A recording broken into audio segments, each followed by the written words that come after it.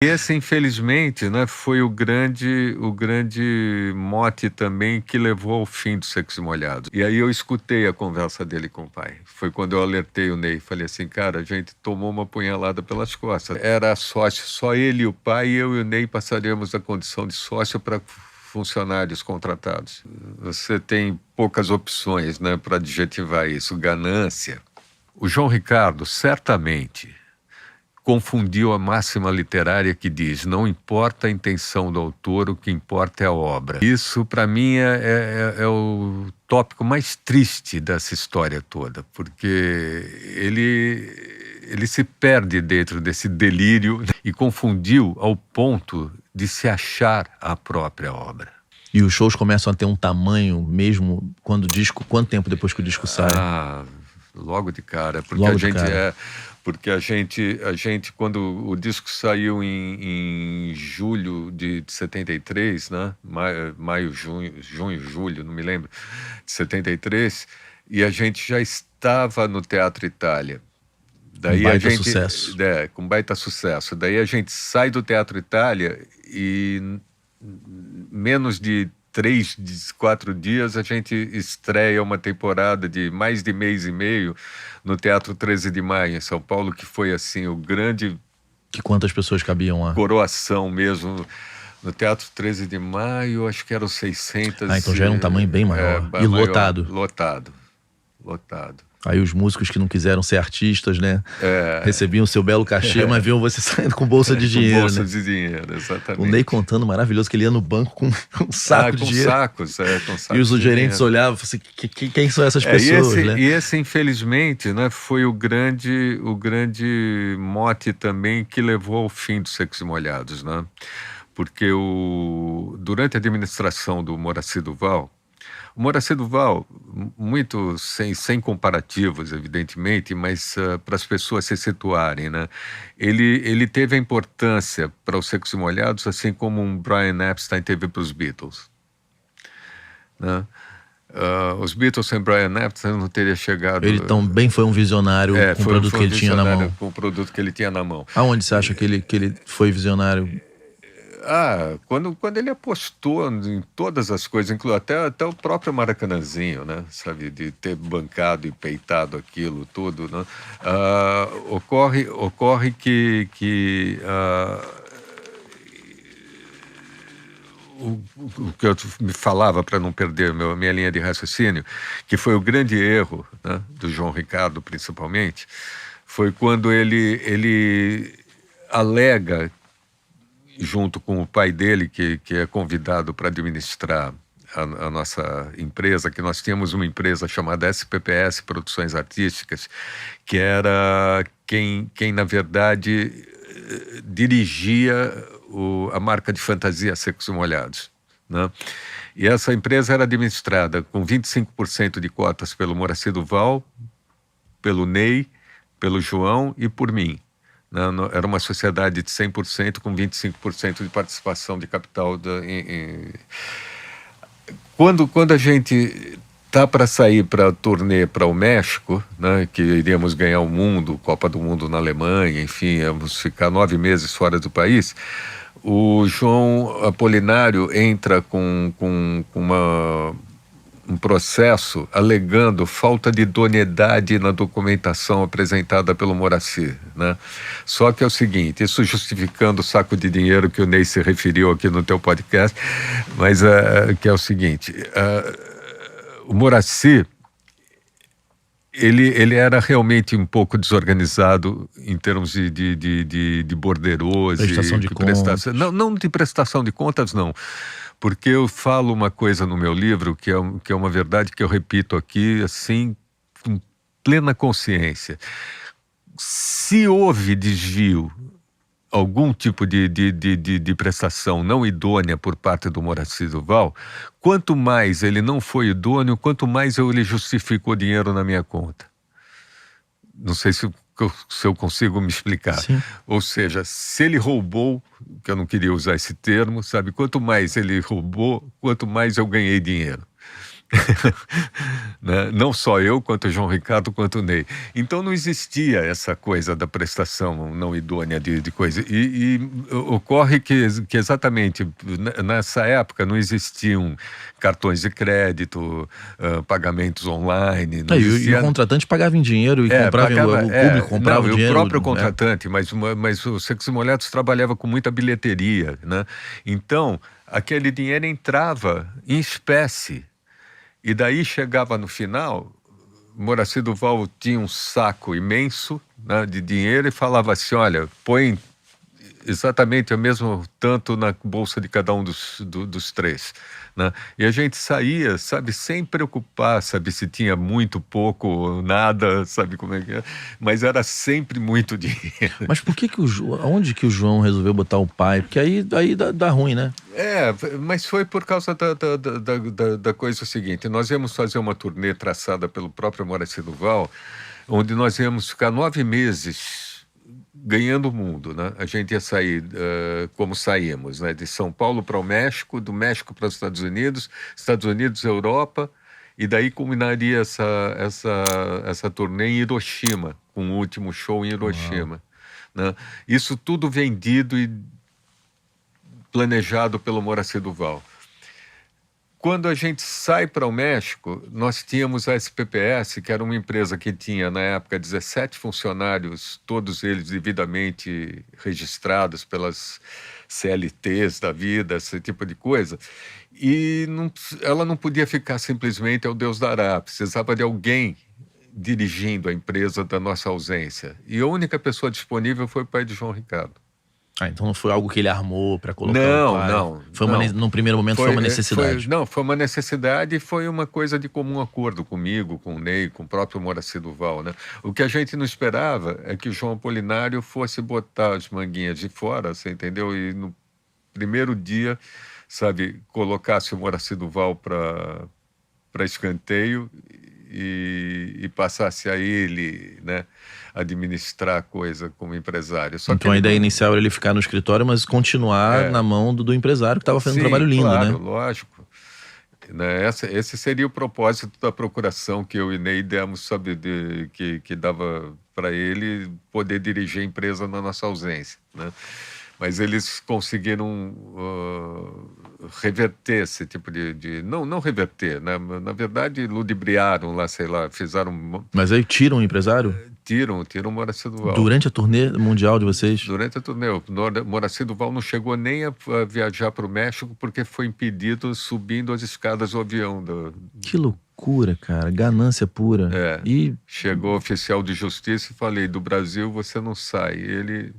Aí em 3 dias ele ganhou aquilo lá, porque não existia essa coisa de documentação não idônea, coisa e tal. E ele vai encontrar vocês ou não vai? Não. É porque o clima acabou, né? Aí o clima acabou e ele pegou e viu que a coisa, né, que Moraci Duval era o mais velho de todos nós, né? Mais velho que o Ney, inclusive.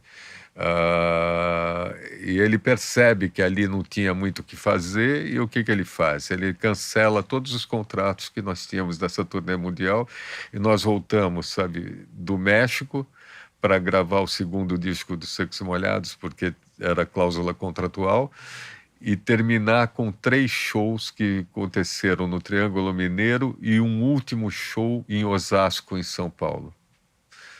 Porque o João Apolinário quis fazer Osasco porque ele achava que a gente devia fazer para uma classe minoritária, sei lá, sabe, tal, não sei o que. Só que o Secos e Molhados já tinha, como é que se diz, naturalmente permeado por todas essas classes. Fez o crossover, como a gente fala, né? Exato, né? Sabe, A, B, C, D, sabe, criança dos 8, velhinhos de 80, enfim. Né? Cara, que história maluca. Uma coisa de arrepiar, né?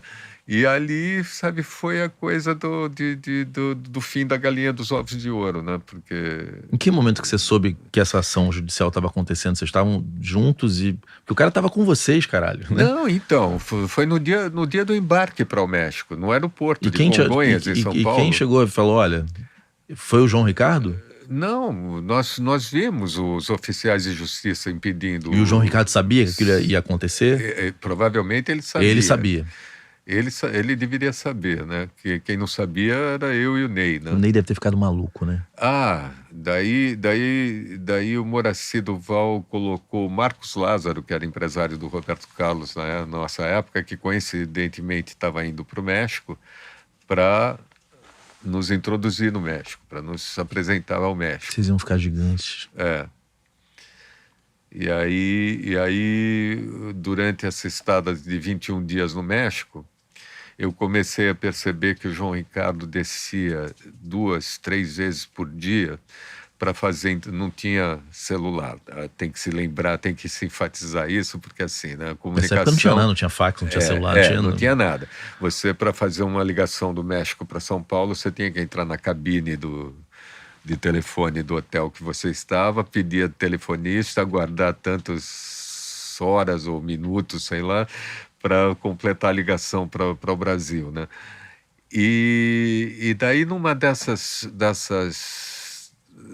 que eu comecei a perceber que ele saía muitas vezes para falar com o pai, né? Aí numa dessas vezes eu saí antes dele para fazer um interurbano, que eu precisava falar com São Paulo, e ele não me viu e entrou na cabine ao lado. E aí eu escutei a conversa dele com o pai. Foi quando eu alertei o Ney. Falei assim, cara, a gente tomou uma punhalada pelas costas. Está acontecendo assim, assim, assim, assim. Mas o plano era o quê? Era roubar vocês praticamente, né? Onde ele deixava a SPPS, Produções Artísticas, que era a sociedade que tínhamos com o Moraci Duval, deixava de existir com a saída do Moraci Duval. E eles criam a SM, né, produtora, né, Produções Artísticas também, onde era sócio, só ele e o pai, e eu e o Ney passaríamos a condição de sócio para funcionários contratados. Ele achou que ia dar certo? Não, é porque o negócio chega a ser infantil, né? É óbvio que o Ney ia sair, né? Assim, Pois tipo, eu não conheço o Ney nessa época, eu conheço ele pouco, aliás. Claro. Mas isso não poderia dar certo, assim. Não daria certo em situação nenhuma, né? Ou seja, o cara destruiu o próprio sonho, a própria empresa. A própria empresa. Que estupidez, cara. Hoje em dia, sabe assim,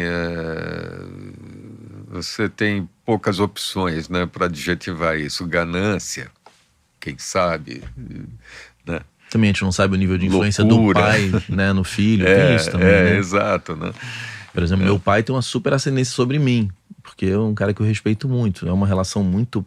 Minha mãe não conseguiria me convencer de alguma. Meu pai, não de fazer isso, porque meu pai também é muito correto, mas assim, é um cara que eu escuto muito, eu não sei o quão o João Ricardo tinha essa relação com o pai, né? Era uma relação, assim, eu que convivi mais do que o Ney, inclusive, né, nesse sentido, porque nós éramos vizinhos, como eu te falei, né, de mesma rua, né, morávamos a 80 metros de distância entre a sobrado que ele morava com a mãe e a irmã, que o pai já era separado da mãe, mas ele diariamente estava lá na casa do João Ricardo.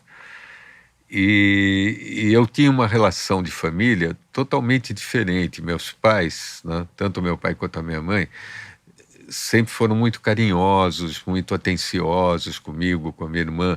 E eu não sentia esse mesmo clima na casa de João Ricardo. Sabe? Aquela coisa do era afeto. Era uma coisa assim, sabe, que existia um distanciamento, sabe, assim, um certo medo. Quando entrava o João Apolinário, sabe, se a casa estava em festa, sabe, a festa acabava, porque o João Apolinário havia chegado, né? E tinha essa relação que eu não achava sadia entre pai e filho, né? Era uma coisa que não era respeito, era uma coisa de medo. Ter um medo. De ter um medo mesmo. Se o João Ricardo viesse aqui, eu ia falar, cara, você achou que isso ia dar certo? Porque é um negócio...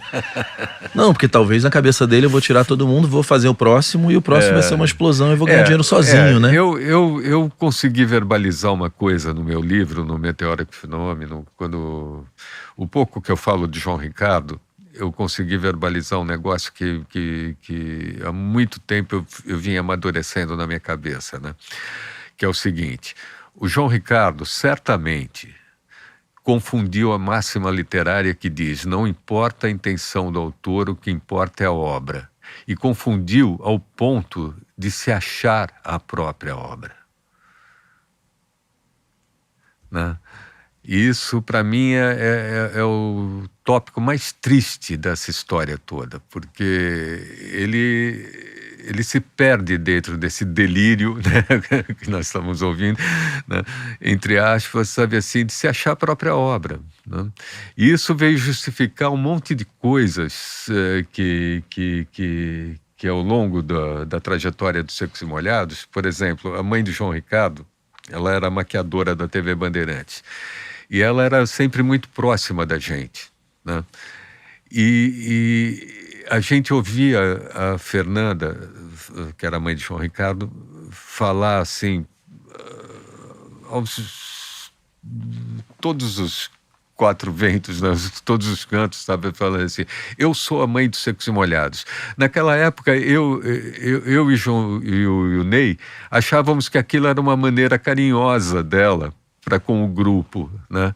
Mas não. Não, na verdade, quando eu consigo verbalizar que ele se confundiu ao ponto de acreditar ser a própria obra, ele já havia feito a cabeça da mãe, então ela era a mãe dos Secos e Molhados.